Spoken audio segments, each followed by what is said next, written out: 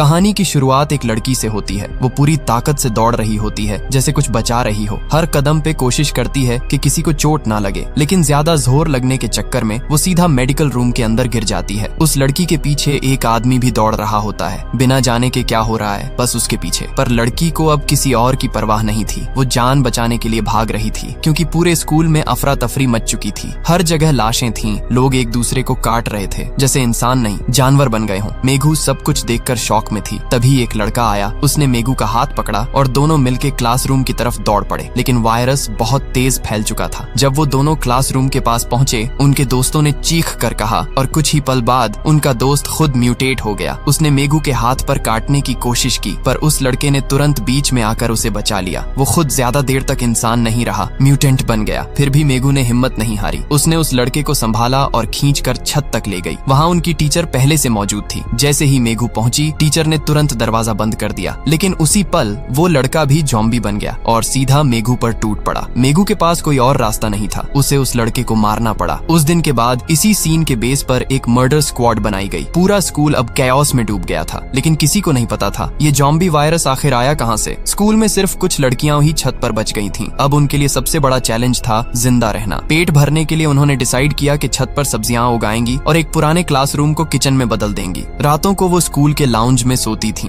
और दिन में नए तरीके सोचती थीं सरवाइव करने के लिए। एक दिन उन्होंने छत पर एक बड़ा सा साइन लिखा, हेल्प अस, इस उम्मीद में कि कभी कोई हेलीकॉप्टर ऊपर से उन्हें देख ले। पर बाहर के शहर तो कब के बर्बाद हो चुके थे। रेस्क्यू टीम का इंतजार करते हुए उन्होंने स्कूल को ही अपनी दुनिया बना लिया। वक्त के साथ सब बोर होने लगे, तो मेघू और रायो ने डिसाइड किया नीचे जाकर कुछ खाना ढूंढते हैं। जाने से पहले रायो एक कार्डबोर्ड बॉक्स ले गई, पता नहीं किस काम के लिए। जैसे ही दोनों एक फ्लोर नीचे गए, उन्हें कदमों की आहट सुनाई दी। रायो ने तुरंत दरवाजा खींचकर बंद किया। तब उन्हें समझ आया अंदर ज़ॉम्बीज़ भरे पड़े हैं। मेघू ने बिना आवाज के चिल्लाया, क्योंकि हर ब्लॉक्ड एरिया में मौत छुपी थी। अगर उन्हें किसी ने देख लिया तो सब खत्म। आखिर वो दोनों डाइनिंग फ्लोर तक पहुंची गईं। दोनों लड़कियां धीरे धीरे फ्लोर पर कदम रख रही थीं। हर आहट पे उनका दिल रुक जाता था। डाइनिंग रूम तक पहुंचने के लिए उन्हें लाइब्रेरी से गुजरना था और लाइब्रेरी ज़ॉम्बीज़ से भरी हुई थी। तभी रियो के कार्डबोर्ड बॉक्स में एक छोटा सा छेद हो गया। उससे निकली हल्की सी क्रैक की आवाज ने पास पड़ी एक डेड बॉडी को अट्रैक्ट कर लिया। दोनों ने मौका देखा और बिना सोचे समझे भाग लिया। पर मुश्किल यहीं खत्म नहीं हुई। जैसे ही वो कॉरिडोर के कोने तक पहुंचे, एक और ज़ॉम्बी वहां खड़ी थी, चुप लेकिन जिंदा। उसने कुछ महसूस किया और धीरे धीरे उनकी तरफ बढ़ने लगा।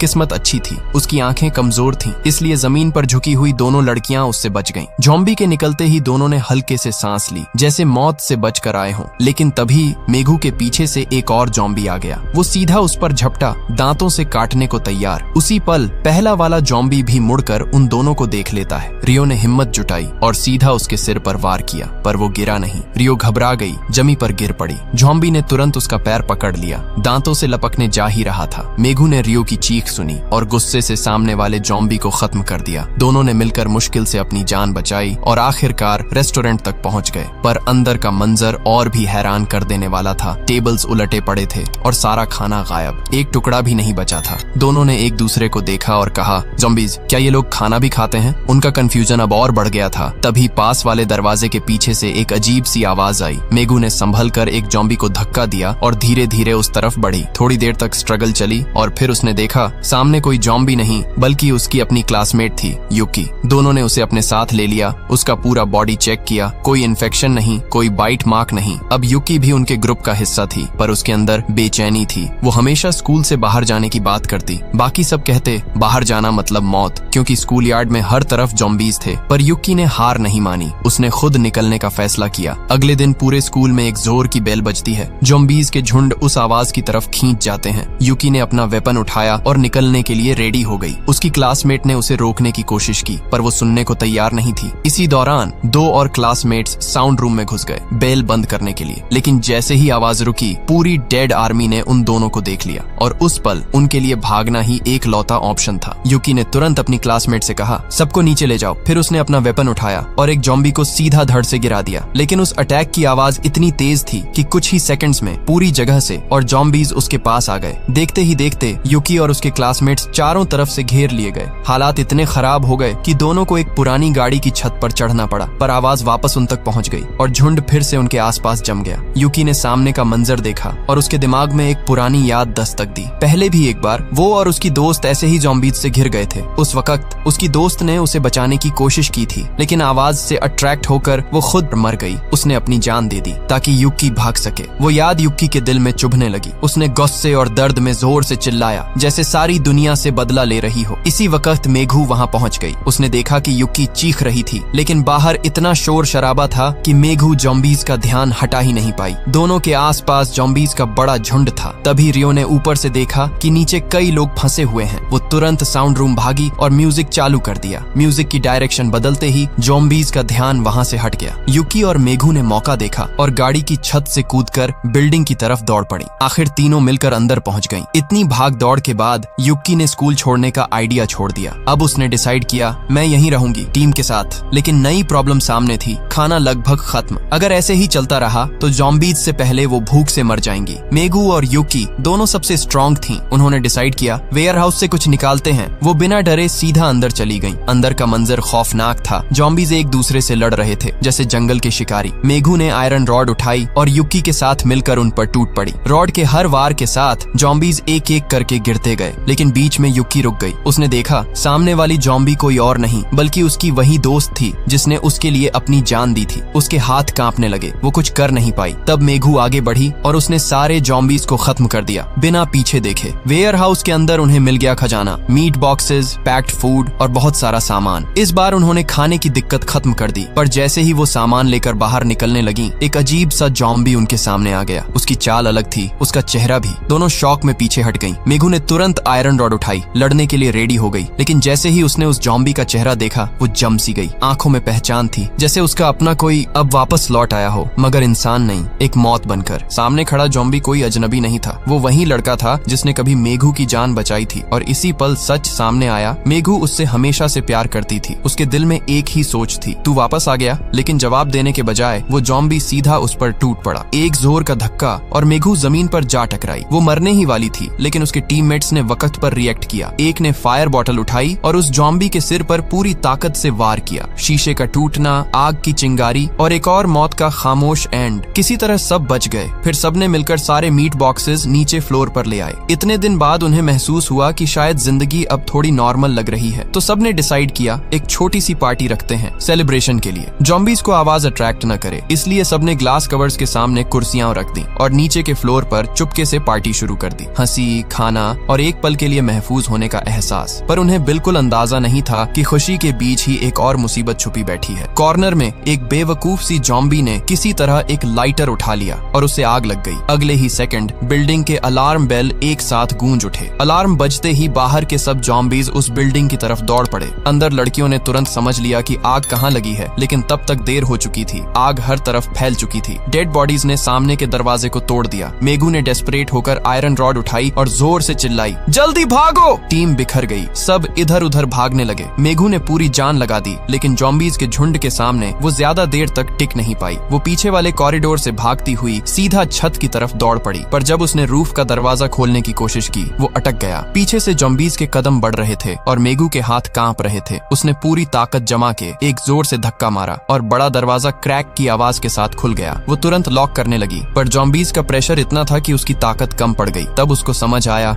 यहाँ से बचकर निकलना अब मुमकिन नहीं। मेघू ने सीधा बिल्डिंग के सबसे ऊपर वाले हिस्से तक भागना शुरू कर दिया। उधर युकी और रियो भी मुश्किल में थीं। उनके पीछे भी जॉम्बीज का बड़ा झुंड आ गया था। दोनों ने मिलकर दरवाजा बंद कर दिया, लेकिन भीड़ बढ़ती ही जा रही थी। कोई और रास्ता न देखकर वो दोनों ऊपर के फ्लोर की तरफ भागने लगी। पर वहाँ भी हर कोने में जॉम्बीज ही जॉम्बीज थे। मंजर इतना खौफनाक था कि दोनों के पैर थर-थर आ गए। वो जमीन पर गिर गईं। और सबसे बुरी बात, क्लासरूम के अंदर बंद जॉम्बीज ने भी अब दरवाजे तोड़ दिए थे। हर तरफ सिर्फ एक ही चीज थी, मौत की आहट। अब युकी और रियो के पास ज्यादा वक्त नहीं बचा था। युकी ने तुरंत रियो का हाथ पकड़ा और दोनों पूरी ताकत से भागने लगे। किस्मत अच्छी थी, दरवाजा टूटने से पहले ही वो वहाँ से निकल गए। थोड़ा दूर दोनों पास वाले ऑफिस में घुसकर छिप गए। बाहर जॉम्बीज का झुंड बढ़ता जा रहा था। दोनों ने मिलकर एक कुर्सी खींचकर दरवाजे के सामने अटका दी ताकि कोई अंदर न घुस सके। लेकिन जॉम्बीज का प्रेशर बढ़ता गया। दरवाजा धीरे धीरे हिलने लगा और अब उनके पास बस एक ही ऑप्शन बचा था, दुआ करना। दूसरी तरफ मेघू अब भी छत पर फंसी हुई थी, एक पूरी ट्रेजिक सिचुएशन में। जो सब्जियां उन्होंने उगाई थीं, वो सब आग में जलकर खाक हो चुकी थीं। मेघू थककर जमीन पर बैठ गई। उसके दिल में बची हुई थोड़ी सी उम्मीद भी धीरे धीरे मरने लगी। तभी उसके इमेजिनेशन का गॉड उसके पास आया। उसने कहा, जिम क्लास में तुम हमेशा गिरती थी, लेकिन हर बार बार खुद उठकर दौड़ती भी थी। ये बात सुनकर मेगू के चेहरे पर एक हल्की सी मुस्कान आई। उसे समझ आ गया जिसे वो पसंद करती थी वो लड़का असल में उसके अंदर ही था, वो मेगू जो कभी हार नहीं मानती। ये एहसास उसके दिल में एक नई उम्मीद ले आया। उसने आसपास देखा, गहरी सांस ली और सीधा नीचे दौड़ पड़ी। जमीन पर आते ही उसने पास से एक हथियार उठाया और बिना सोच समझे ज़ॉम्बीज़ पर टूट पड़ी। वो हर 10 कदम चलती, एक बार हथियार घुमाती और हर बार एक ज़ॉम्बी गिर जाता। उसके अंदर सिर्फ एक ही चीज बची थी, विल पावर। इसी दौरान खून की एक तेज धार रियो और युक्की की तरफ बहकर आई। जब मेगू उनके पास पहुंची तो उसने देखा अंधेरा छाया हुआ था। जमीन पर युक्की का हथियार पड़ा था और एक पल के लिए मेगू को लगा वो मर गई है, लेकिन अगले ही पल उसने देखा दोनों अभी भी जिंदा थे, खून के बीच घिरे हुए। मेगू ने तुरंत उन्हें खींचकर एक तरफ किया और युक्की के हाथ में उसका रॉड दे दिया। युक्की ने बिना वक्त गंवाए उसे वेपन बना लिया और वापस अटैक करने लगी। इसी फाइट में एक खून की धार मेगू पर लगी और वो जमीन पर गिर गई। उसने एक हाथ से अटैक रोका, दूसरे हाथ से पास का हथियार उठाया, लेकिन तभी उसके हाथ पर एक बाइट लग गया। उसने तुरंत हाथ खींच लिया और स्पीयर से ज़ॉम्बी को दूर फेंका। सब कुछ खत्म होने के बाद मेगू ने अपना हाथ देखा। खून नहीं था, सिर्फ एक हल्का सा बाइट मार्क। उसने गहरी सांस ली और पहली बार कुछ देर के लिए सुकून महसूस किया। खतरा अभी टल गया था। तीनों लड़कियां एक दूसरे से जोर से लिपट गईं। तब अचानक उन्हें याद आया टीचर और उनकी एक साथी